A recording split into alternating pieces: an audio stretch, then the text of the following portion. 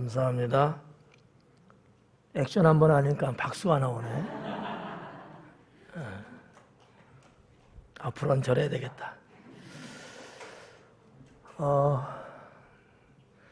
이 찬양을 보면서 이런 생각이 들었어.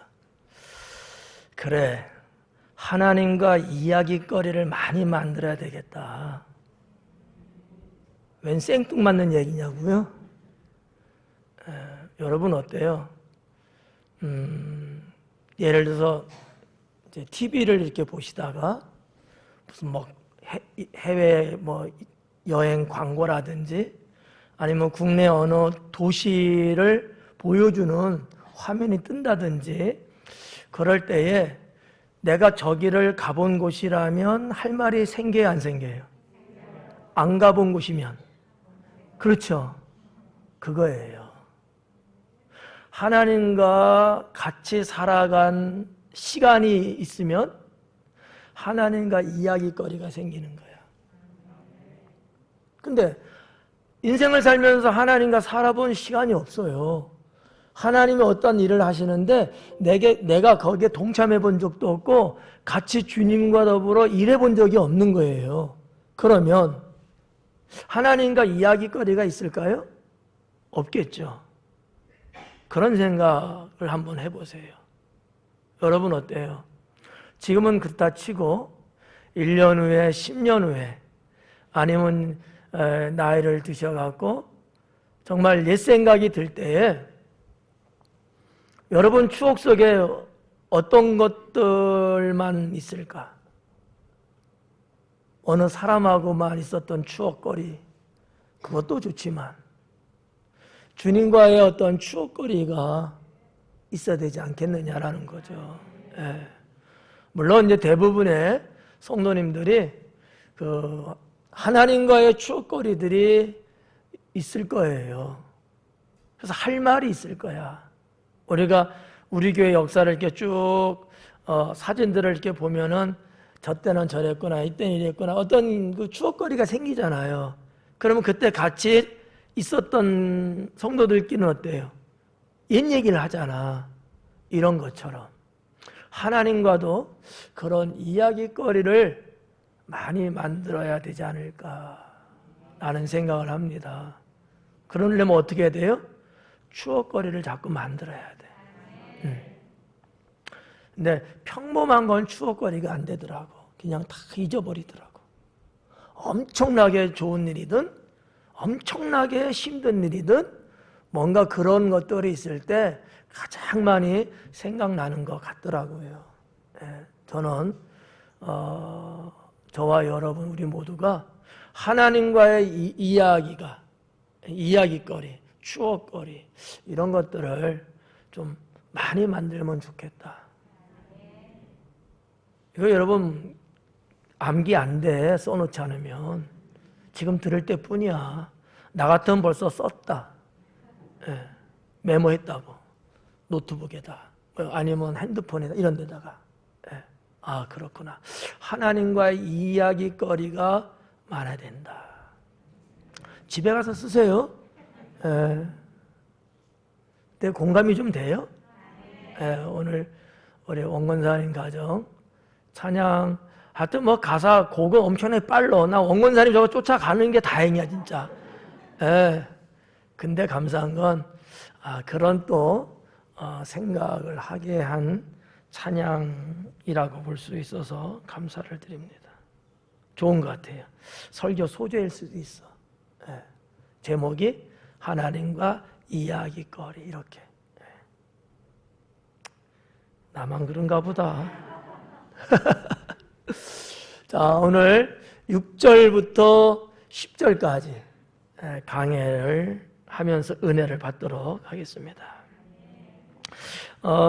지난주에 이어서 6절 말씀 보니까 가난하여도 성실하게 행하는 자는 그래요. 가난하여도 성실하게 행하는 자.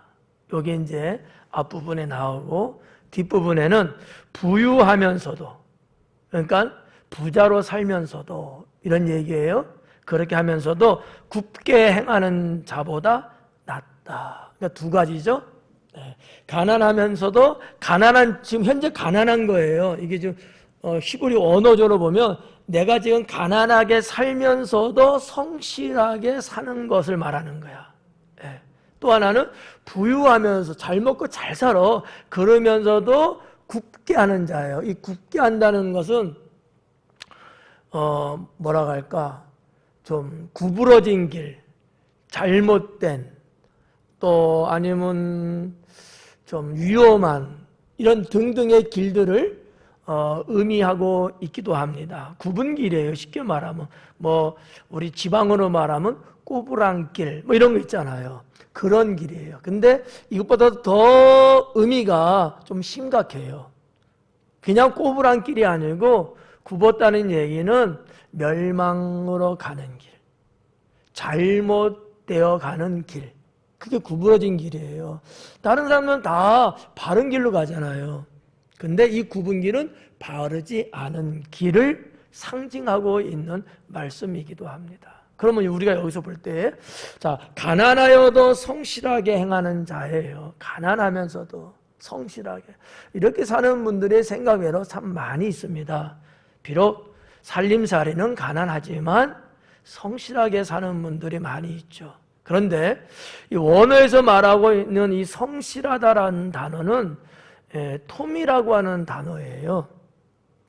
무슨 뜻이냐면 완전함을 말하는 거야. 흠 없다, 완전하다, 완전 무결이라고 그냥 사자성어로 말할까? 완전 무결, 결함이 없어요. 그러니까 흠이 없는 거야. 정말 영어로는 퍼펙트한 거지. 그거를 성실하다고 이렇게 썼어요. 가난하면서도 흠 없이 사는 거야. 보통 가난한 사람들 중에 혹 어떤 이들은 좀 손버릇이 좀 안 좋아지는 경우도 있고, 너무 사는 게 빡빡하고 어렵다 보면은 좀 그러면 안 되는데 좀 잘못된 생각을 잠시 유혹을 받을 수도 있거든요. 가난하다 보니까, 너무 힘들다 보니까 우리나라에서도 그런 일들이 가끔 있지 않았어요? 마트나 어떤 편의점이나 이런데 너무 가난하고 먹을 게 없고, 집에 가면 어린애들이 있는데 뭐 밥을 먹어본 지 얼마나 됐는지도 모를 정도로 애들이 너무 배고파하는 거야. 그래서 이렇게 좀 물건에 손을 대고 그거를 이렇게 좀 가지고 나가다가 주인한테 걸려서 참 어려움을 겪는 이런 뉴스들이 가끔씩 있었거든요. 물론 뭐 부자들도 도벽이 있어갖고 손버릇이 나빠서 습관이 그런 게 있어갖고 부자인데도 백화점에서 몇백만 원짜리 이렇게 훔치는 사람도 물론 있어요. 꼭 가난해서만 그런 건 아니지만 보편적으로 살림살이가 어렵고 인생이 고달프다 보면 뭐 그럴 수 있다는 거죠. 여기서 성실이라는 단어에 지금 초점을 맞춰서 설명해 드리려다 하니까 이렇게 말씀드리는 거예요. 왜? 흠 없다는 얘기거든. 가난하지만 흠 없이 산다는 거지. 가난하지만. 예. 뭐 누구나 다 그러죠 라고 볼 수도 있지만 그게 그렇게 꼭 쉽지만은 않거든요. 여러분 어떠세요? 가난해 보지 않아서 모르시죠? 어떠세요? 가난해 보셨어요? 살기 괜찮았어요? 아니에요? 어딘가 모르게 좀 힘든 부분이 있죠? 예. 그런데 흠 없이 사는 거야. 그런데 흠이 없이 사는 거야. 그런데 사람들 입에 오르내리지 않게끔 올바르게 사는 거예요. 정직하게 살고요. 성실하게 사는 거지. 그걸 가리켜서 성실하다고 번역한 겁니다. 이런 사람이 있다는 거예요. 근데 이런 사람은 부유하면서도 굳게 행하는 자보다 낫다라는 거예요. 그러면 지금 잠언의 기자는 뭐를 지금 말하려고 하냐면 가난과 부자, 그러니까 가난과 부유함을 지금 비교하고 있는 거야. 인생에 있어서 가난이라는 것이 있고 부유함이 있는데 이게 중요하지 않다는 거지. 그렇죠.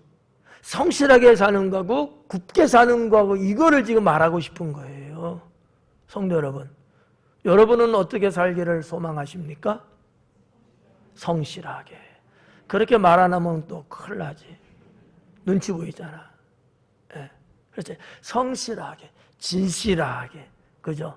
정말 열심히 땀 흘려 일하면서 내가 남한테 해를 끼치지 않고 사람들이 나는 비록 가난할지라도 사람들이 인정해주고 사람들이 좋아해주고 그런 인생을 살기를 다 원하잖아요. 그런데 문제는요, 이럴 때도 문제가 발생하지만 부유한데도 사회적인 문제를 일으키고 마치 공공의 적이라고 불리울 만큼 사회 악적인 그런 삶을 또 사는 사람들도 우리 주변 사회에 있더라라는 거예요. 참 이걸 어떻게 해석을 하고 이걸 뭐라고 말을 해야 될까 할 정도로 암담하고 착잡하고 그러한 마음이라고 할까? 그게 올 때가 있어요. 왜 저 사람은 남부럽지 않게 가질 거 다 갖고 우리 사회에서 명예도 있고 권세도 있다고 하는 저 사람이 왜 굳이 저렇게 살아야 될까? 왜 사람들한테 힘들게 해주고 왜 이렇게 갑질을 하고 아니 행동 하나 하더라도 좀 따뜻하게 좀 뒀나? 왜 저렇게 못돼 먹게 저렇게 행동할까? 그런 생각이 들 때가 있어요. 성도 여러분, 오늘 잠언에서 말씀하고 있는 바대로 비록 우리의 삶이 넉넉하지 못할 때가 혹 있다 할지라도 성실하게 삽시다. 네. 오늘 이 성실이라는 톰은 말이죠, 사실은 하나님과 연관되어 있는, 연결되어 있는 단어예요. 네. 우리 하나님은 흠이 없으신 무결하신 분이거든요. 네. 그래서 하나님과 관련된, 하나님과 연관된, 하나님을 빗대서 말할 때, 비유로 말할 때도 이러한 표현들을 하고 있다라고 하는 것이죠. 그렇다고 보면 하나님을 믿는 우리들은 정말 어떻게 살아야 될까? 가난하든 부유하든 어떠한 상황일지라도 정답은 성실하게 살아야 된다. 깨끗하게 누가 봐도 부끄럽지 않을 만큼 떳떳하게 살 수 있는 사람이 되어야 된다라고 믿습니다. 그리고 7절 말씀에 보니까 율법을 지키는 자는 지혜로운 아들이요 그래요. 율법을 지키는 자는 지혜로운. 자, 오전 예배 때도 말씀에 순종하며 살아가야 하나님께 더 복 있는 사람이라고 그랬잖아요.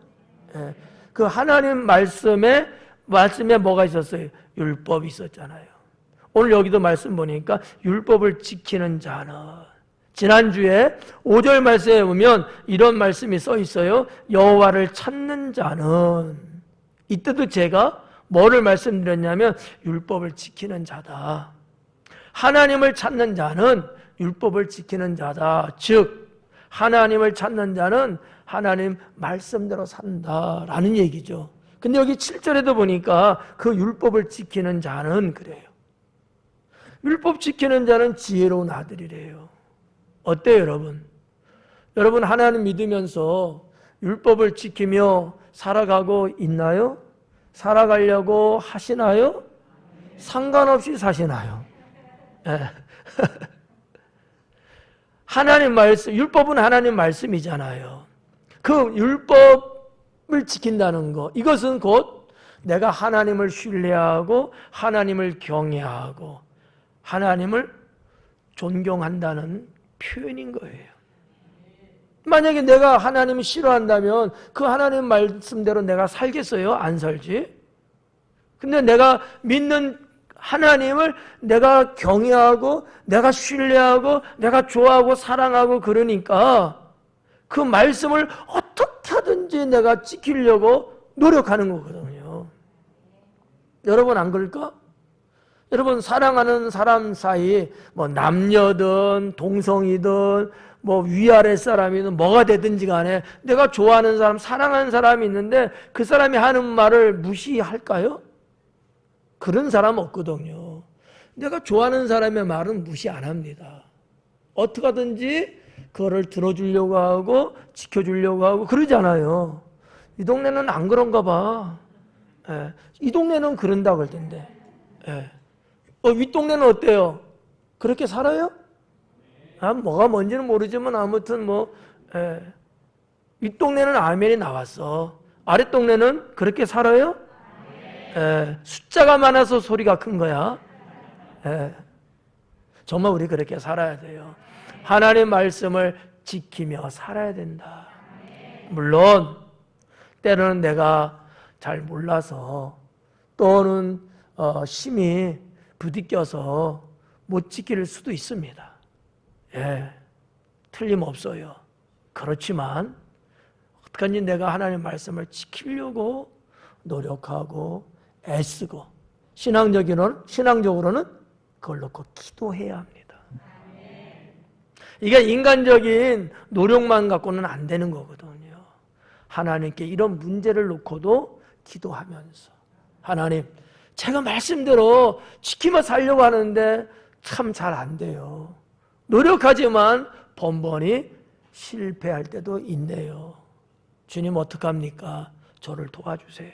제가 말씀, 율법을 지키며 제가 살려고 하니까 저 좀 도와주세요. 능력 좀 주세요. 하면서 기도하면서 우리가 하나님 말씀을 지키려고 할 때에 그 말씀은 지켜질 수 있게 됩니다. 성도 여러분, 항상 우리는 이런 부분들 주님 앞에 아뢰고 주님의 도움을 받고 주님의 능력을 입어서 내 힘만으로가 아닌 하나님의 힘과 더불어서 우리는 이런 말씀, 율법, 계명, 율례, 규례, 법도 성경에서 말씀하는 이런 다양한 이런 것들을 우리는 지켜 나아가는 성도가 될 수 있다고 믿습니다. 이러한 자야말로 지혜로운 아들이다라는 거예요. 지혜로운 아들이다. 어떻게 보면 뭐 예수님도 비유의 말씀이 있습니다만은 부모님 말씀에 순종하고 부모님이 어떤 말씀을 했을 때 내가 우리 부모님이 이런 말씀했으니까 내가 지켜야지, 내가 따라야지, 이런 자식이 있다고 봐요. 지혜로운 자식 아니겠어요? 이런 자식이 여러분 사랑스럽고 이쁘지 않겠어요? 말만 하면은 퉁퉁거리고요.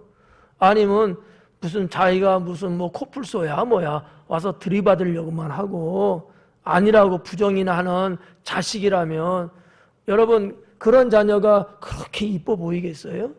그러진 않을 겁니다. 그러니까 이 지금 시편 잠언의 기자가 지금 딱 지적하고 있는 것 중에 하나가 뭐냐면 지혜로운 아들이라고 하는 거예요.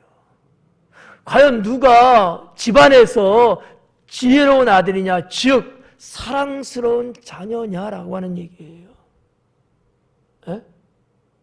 부모님 말씀을 지키는 거야. 우리가 이것을 신앙으로 또 하나님을 우리가 이렇게 놓고 볼 때 하나님 말씀을 지키는 자가 하나님의 사랑을 받을 만한 자녀인 거죠. 저는 그렇게 믿어요. 그래서 율법을 지키는 자는 지혜로운 아들이요. 음식을 탐하는 자와 사귀는 자는 아비를 욕되게 하는 자니라. 자, 음식을 탐하는 자가 나왔어요. 음식을 탐하는 자입니다. 탐식하는 자라는 얘기예요.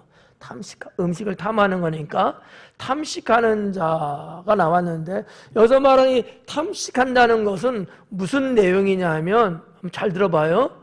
이런 거예요. 불필요하게 잔치를 벌리는 자.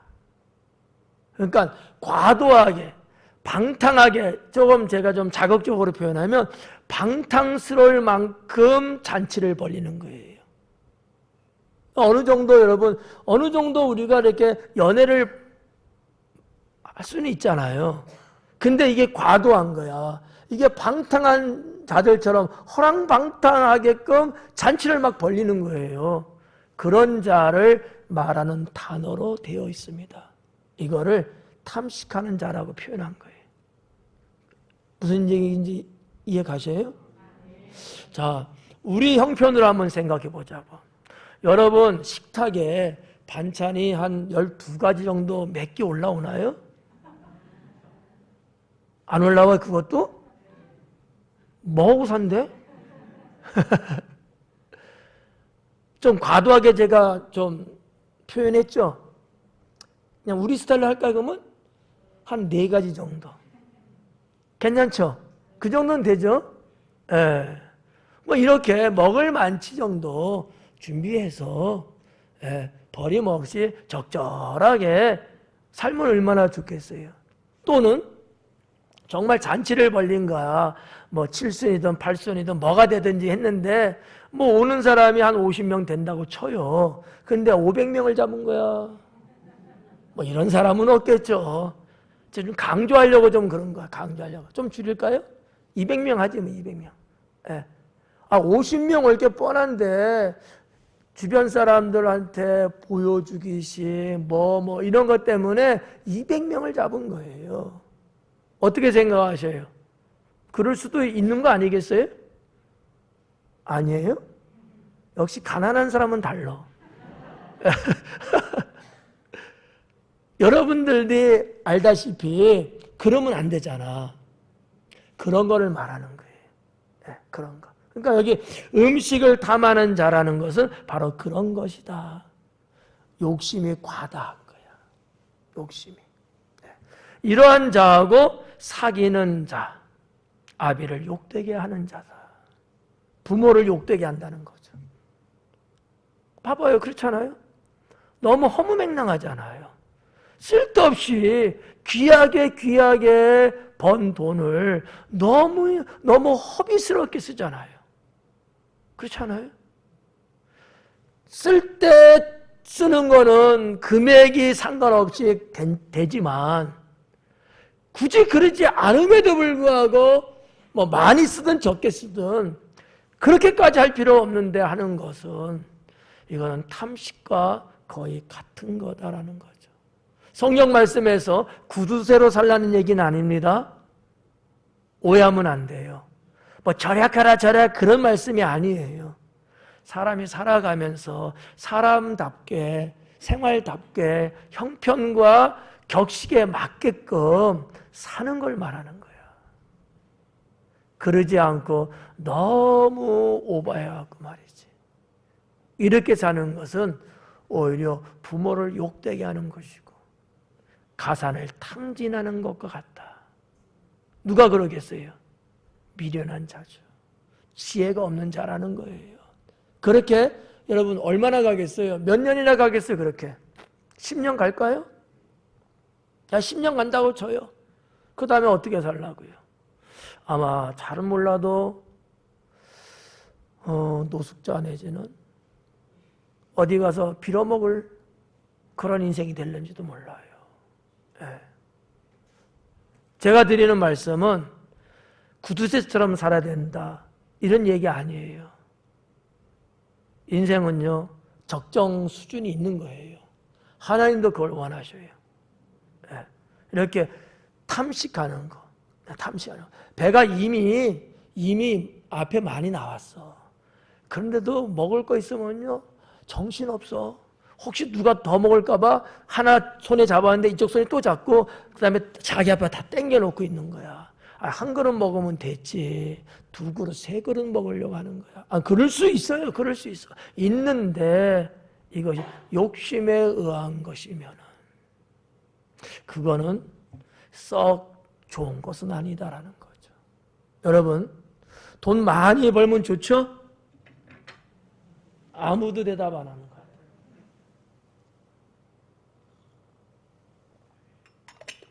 그러면 돈 조금만 벌기 바랍니다. 그것도 아니에요? 돈을 많이 벌면 좋죠. 사심 없이. 싫어요? 함정 아니야. 함정인 줄 알고. 돈 많이 벌면 좋아요. 그런데 많이 버는 것도 격식이 있고 도형이 있는 거야. 무턱대고 돈 많이 벌린다고 아둥바둥하고 정신없이 막 그러면요, 그 생명이 오래 못 갑니다. 정도가 있다는 얘기야. 그렇죠? 그래서 7절 말씀에 이런 부분들을 우리가 좀 생각해 보는 게 좋습니다. 음식을 탐하는 거, 욕심에 대한 거예요. 그냥 쉬운 말로 욕심이에요. 욕심 부리는 겁니다. 성경은 욕심에 대해서 좋게 말씀한 적 없어요. 하나님은 욕심을 항상 싫어하십니다. 욕심. 오전 예배에 말씀드렸잖아. 내 거지만 2개 있으면 하나 나눠줄 수도 있고, 하나일지라도 내가 이제는 쓸 필요가 없으면 필요한 사람에게 줄 수도 있고, 이게 주님이 원하는 거예요. 그런데 다 썩어 문드러질 때까지 그냥 품고 있는가. 그 집에 가면요, 썩은 냄새가 얼마나 나는지 몰라. 왜 나는가 알아봤더니만 그거 그냥 안 주고 그냥 꼭꼭꼭꼭 그냥 잠겨놔갖고 냄새가 나는가. 그게 막 썩어서. 그렇게 살 필요가 뭐가 있어요. 욕심 부릴 게 아니에요. 다 주님이 때때로 공급해 주신 거 내가 갖고 사는 건데, 또 필요하면 내가 또 이렇게 흘려보내고, 흘려보내야 또 새 거가 들어오지. 집도 조그마하면서 싸놓을 것도 없잖아. 좀 이렇게 1년에 한두 번씩 털어서 내보내면 또, 야, 저거 신제품 나왔네, 잘 됐다, 가뜩이나 버렸는데 또 새 제품 또 들여놔서 또 쓰고, 또 좀 있으면 또 묵은 것도 좀 내놓고. 아무도 대답 안 하네. 이렇게 순환시켜야 되는 거예요. 순환시켜야 되는 거예요. 20년 된 거, 30년 된 거 계속 갖고 있으면서, 어떤 분 그 TV에 나왔잖아요.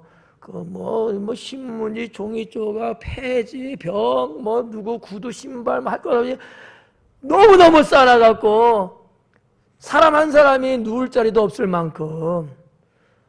참나 이해 안 가대. 근데 그게 병이라 하더라고. 이런 병에 여러분 걸리면 안 돼요. 좋은 말 할 때. 그래서 7절 말씀에 이렇게 음식을 탐하는 자 사귀지 마라. 내가 그래서도 안 되지만 이런 자들과 어울리지 말라는 거야. 왜냐하면 배우게 되거든요. 전염돼요, 전염. 좋은 게 아니니까. 아시겠죠? 8절 말씀에 보니까 중한 별리로 자기 재산을 늘리는 것은, 그래요. 중한 별리로. 이 별리라는 것은 이자를 말하는 거예요. 근데 중한 별리잖아. 그러니까 이자가 너무 센 거야. 고금리 이자 있잖아. 다 무슨 말인지 알죠? 다 빌려 쓰고 살죠? 돈을 빌려서 대출을 했는데 금리가 너무 센 거야. 연 한 10%면 센 거예요, 안 센 거예요? 엄청난 거죠. 요즘 시대는. 옛날에는 안 셌어. 그 정도면 그냥 씩씩 웃으면서 살았거든요. 요즘은 엄청나게 세잖아요. 대충 보니까 금융권에서 경우는 다 다르지만 대출하면 연 한 4% 내외 정도 이렇게 되는 것 같더라고요. 3%에서 한 5% 이렇게. 물론 더 저금리도 있지만 그냥 일반적으로. 근데 여기서 말하는 중한 별리라고 하는 것은 이렇게 그 사회의 그 시대의 경우에 맞는, 격에 맞는 금리가 있어요. 이자 금액이 있다고. 그런데 그거보다도 몇 곱절 비싸게 받는 거야. 이것을 지금 말씀하는 거야. 중한 별리로 자기 재산을 늘리잖아요. 성경에 보면 누가 이랬대요? 삭시 있잖아, 삭시. 삭개어가, 그죠? 반세겔만 거두면 되는데 한 세겔을 걷어서, 반세겔은 로마 정부에 내주고 반세겔은 자기가 갖고, 이런 식, 예를 들어서 이런 식 같이. 중한 별리예요. 이거는 불법인데 권력을 갖고 있으니까 그렇게 해도 누가 하나? 뭐라고 할 수가 없는 거지. 이런 것처럼 우리 교회도 한때 달러 이자를 얻어서 쓴 적이 있어요. 사채로. 정말 버거웠죠. 그래도 아무튼 하나님 은혜로 다 다시 갚고 이제 그렇게 됐습니다. 이게 여러분 상당히 비싼 거잖아. 제가 우리 성도님들한테 성경적인 말씀을 드린 적이 있죠? 믿음의 사람들, 믿음의 형제 자매들에겐 이자 받지 마라. 어떻게 여러분 그렇게들 살고 계시죠? 아멘. 그런 것 같아. 자신 없으면 몰라도 그렇게 사는 게 좋다. 그렇게 사는 게 좋다. 여러분 한 10억 정도 빌려주셔요? 아니잖아. 그러면 이자도 많지 않아. 기껏 해봤자 돈 1,000? 몇백? 이자 얼마 안 돼. 근데 교회 식구들이 정말 어려워서 돈 좀 이렇게 쓰겠다고 빌린 거지. 근데 거기에다 이자를 받는 거야. 이건 하나님 원하지 않아요. 그러면 나 이자 못 받으면 어떡하라고 해? 일잖아. 은행도 이자 별로 안 줘, 이제는. 근데 하나님이 갚으신다는 거지. 하나님이 갚으신대요. 그게 낫지 않아요? 하나님은 갚으시는 게 쎄. 그러니까 믿음의 형제, 제 얘기 아니에요. 성경에서 말씀하고 있는 거예요. 믿음의 식구들한테는 별리 받지 마라. 받지 마라. 받으려면 0.5%만 받아요.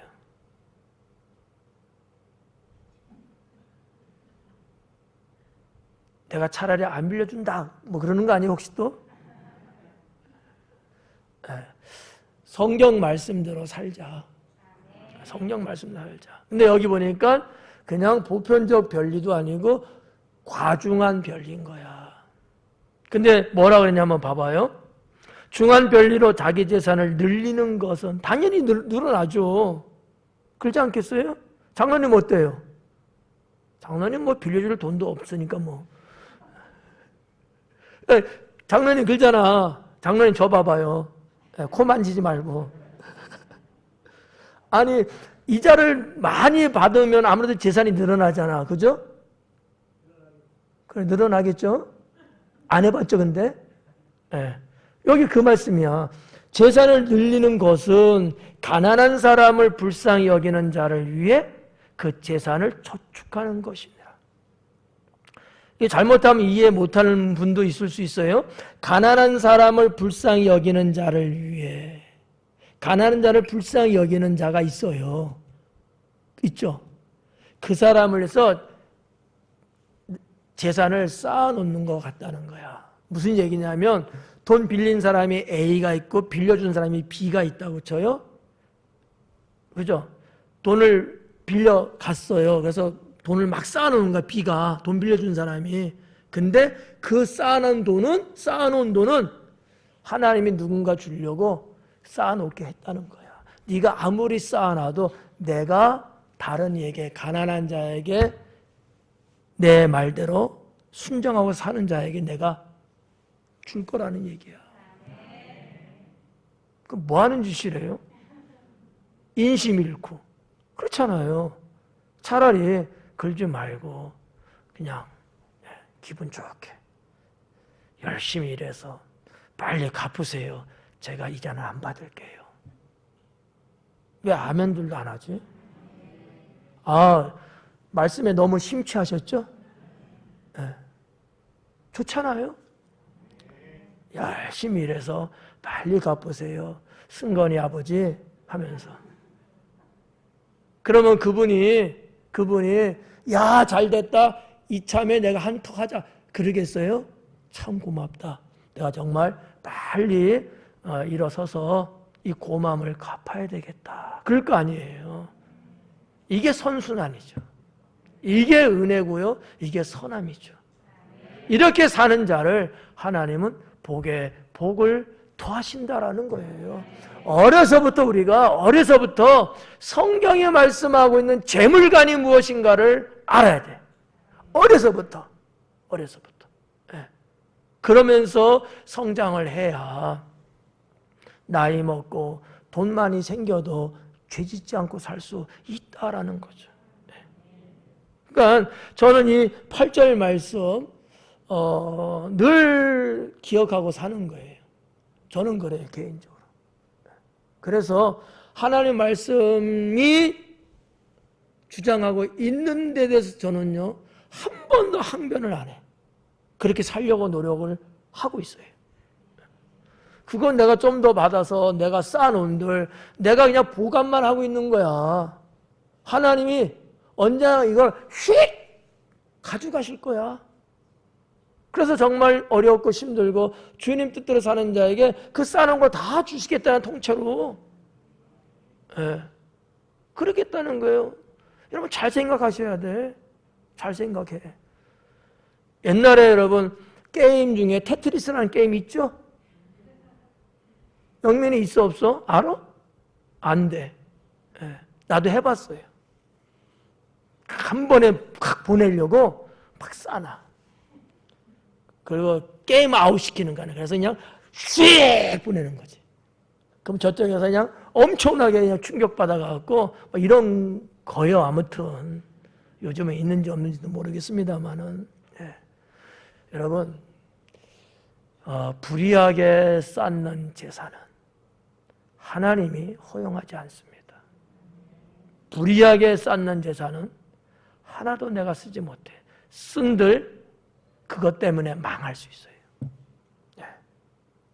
그렇다고 보면 우리는 땀 흘려 일하고 성실하게 모으고 그러면서 우리의 이웃을 믿음의 식구들을 돌아보고 챙길 줄 아는 이러한 선한 사람으로 살아야 될 줄로 믿습니다.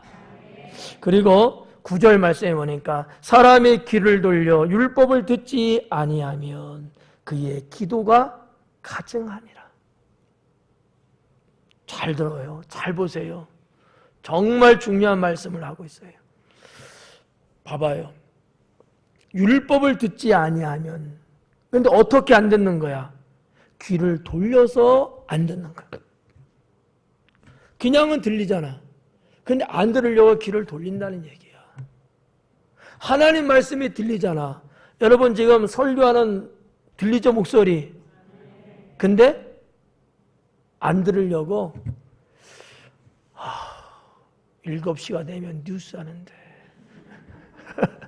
이런 것처럼 귀를 돌리는 거야. 여러분 귀 돌린다는 게 그냥 이렇게 몸을 돌리는 이것만 생각하시면 안 돼. 안 들으려고 한다는 얘기야. 에? 아니 하나님 말씀이 있는데 율법을 듣지 않으려고 귀를 막는 것 같은 거예요. 이런 거. 여러분 볼 때 어때요? 그러면 안 되겠죠. 잠언은 그걸 말씀하고 있는 거예요. 만약에 이런 자가 있다면 그가 하는 기도는 가증하다 이거야. 주님의 말씀을 듣지도 않으려고 하면서 하나님께 기도한다고 하는 거예요. 과연 하나님이 그 기도 들으시겠어요? 하나님이 그 기도 여러분 응답하시겠어요? 안 한다는 거예요. 왜? 가증하다는 거야 오히려. 듣고 안 듣고가 문제가 아니고 그 이전에 가증한 자의 기도라는 거예요. 그럼 우리가 놓고 볼 때 자 하나님 말씀 듣는 거 하나, 내가 기도하는 걸 하나, 두 가지예요. 뭐가 더 중요해요? 하나님 말씀 듣는 게 더 중요한 거야. 내가 주님 앞에 기도하는 것보다 먼저 하나님 말씀을 듣는 것이 훨씬 더 중요하다는 거지. 그런 자가 기도할 때 하나님이 응답 주시는 거지. 주님의 말씀은 들으려고 하지 않고 콧방 웃기는 사람이 자기 아쉽다고 어쩌다고 해서 기도한다고 여러분 한들 과연 주님이 그 기도를 들어주시겠느냐라고 하는 거죠. 오히려 주님은 가증하게 여기시겠다라는 얘기죠. 예. 성도 여러분, 신앙의 진맥을 잘 짚어야 돼요. 예. 한의사한테 가면 진맥 보잖아요. 거기에 따라서 처방하죠. 양약을 가도 의사 선생님들이 똑같죠? 그런 것처럼 우리가 신앙적인 영적인 것을 이렇게 볼 때에 하나님 말씀을 들으려고 하는, 그래서 쉐마 신앙 우리가 갖고 있는 거 아니겠어요? 귀 있는 자는 성령이 교회 하시는 말씀을 들을지어다. 들으라는 거잖아. 주의 말씀을 들으라는 거예요. 듣기를 사모해야 된다는 거예요. 예. 그러는 자가 기도할 때 그 기도가 능력이 나타나는 거지.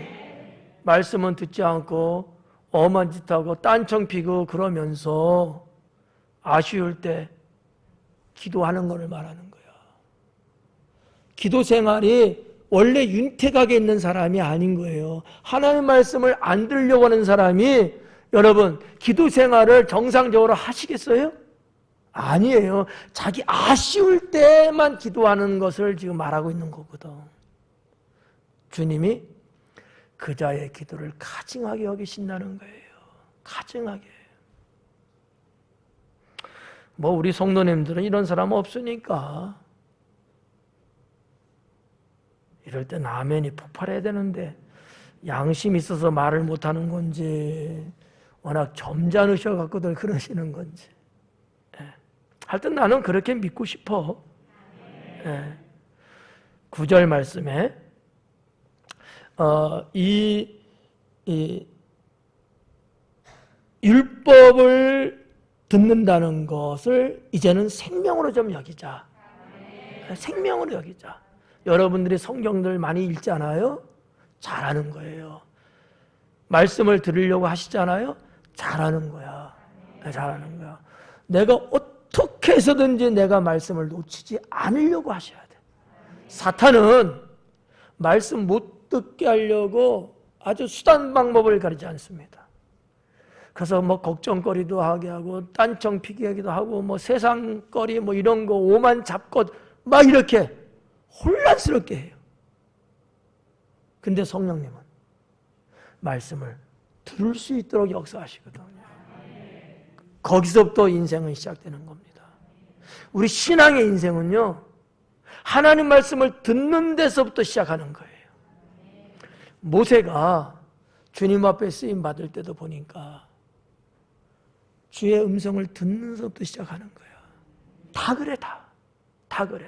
사무엘이 그 어렸을 때 잠잘 때 여러분 다 아시죠? 사무엘아, 사무엘아. 주의 음성을 듣는 데서부터 시작한 거야. 저도 목사가 되는 데 있어서 물론 모태신앙이니까 신앙생활 열심히 잘 했지만 주님이 저를 주의 종으로 부를 때는요, 저도 주의 음성을 듣는 데서부터 시작했어요. 네. 음성 듣고 목회자로 나를 부르시는구나 알고 군에 들어가서 군종으로서 목회를 3년 동안 하고 제대했어요. 그냥 병사들 인솔하는 게 아니고 그냥 우리 교회처럼 새벽 기도회, 뭐 각종 정규 예배, 야외 예배, 뭐 찬양 대회, 성경 퀴즈 대회 다 했어. 다 군부대에서 목회했어요. 목회. 어린 것이 제가 했겠어요? 주님이 부르셔서 훈련시키시면서. 저는 그렇게 생각해요. 주의 음성을 듣는 데서부터 내가 주의 음성을 들을 때 내가 아멘, 예, 그러겠습니다 라고 하면서부터 내 인생은 시작되는 것이다. 그만큼 중요하다는 얘기입니다. 그리고 마지막 10절에 정직한 자를 악한 길로 유인하는 자는 진짜 알던 못돼 먹었지.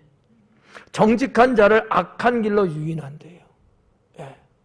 이 유인한다라고 번역됐는데 원어적으로 보면 이런 얘기예요. 구부러지게 한다는 거지.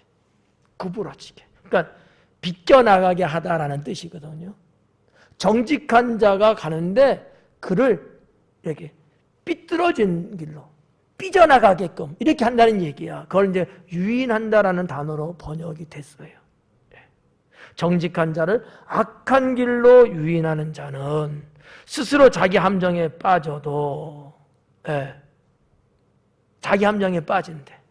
여러분 중에 이런 사람 없잖아요. 이럴 땐 아멘 하라니까? 그러면 앞으로는 이럴 거야. 반대로 말할게. 정직한 자를 악한 길로 유인하는 여러분들은 이건 아니잖아요. 맞죠? 예. 여러분들은 이런 사람이 없어. 예. 이런 사람이 없어. 예. 나는 그렇게 믿고 싶어. 예. 그래서 악한 길로 유인하는 자는 스스로 자기 함정에 빠진다라는 거야. 자기 함정에 빠진다. 함정에 빠지면 살아야 죽어요. 죽는 거예요. 죽는 겁니다. 주님의 구원하심이 없으면 죽는 거예요. 요셉이 형들에 의해서 모래 웅덩이에 빠졌을 때 과연 거기 있었으면 죽을까요? 살까요? 죽어요. 스스로는 나올 수가 없어. 모래 웅덩이야. 나오려고 하면 모래니까 계속 무너져서 나올 수가 없어. 바깥에 있는 사람이 건져줘야지만 살 수 있지. 누가 건졌을까요? 이스마엘 상인들이? 하나님이 건졌지. 하나님이. 근데 여기 보니까 뭐래? 스스로 함정에 빠진다는 거야. 이런 인생 살면 안 된다. 이런 인생 살면 안 된다. 뒤에 보니까 성실한 자는, 아까 앞부분에 나왔죠. 6절에 가난하여도 성실하게 행하는 자는, 여기 10절에도 성실한 자는 같은 거예요. 같은. 성실한 자는 어떻대요? 그렇죠. 복을 받느니라. 성실한 자는 하나님이 복 주신대요. 네. 가난해도 가난하게 살지만은 내가 성실하게 나쁜 짓 안 하고 내가 흠없이 살고 내가 정직하게 살고 신실하게 살고 믿음으로 살고 기도하고 살고. 네. 여기 이렇게 성실하게 사는 자는 하나님이 복을 주신다라는 거죠. 하나님이 복 주신대요. 이러면 된 거 아니에요? 네. 제가 아무리 그건 아니야, 안 줘, 줄 수가 없어, 제가 그렇게 땡깡을 부려도 하나님께서 주신다는데 뭐가 문제겠어요? 성도 여러분, 여러분은 주의 말씀을 지키는 자요, 성실하게 살아가는 성도가 되기를 축원합니다. 기도하겠습니다.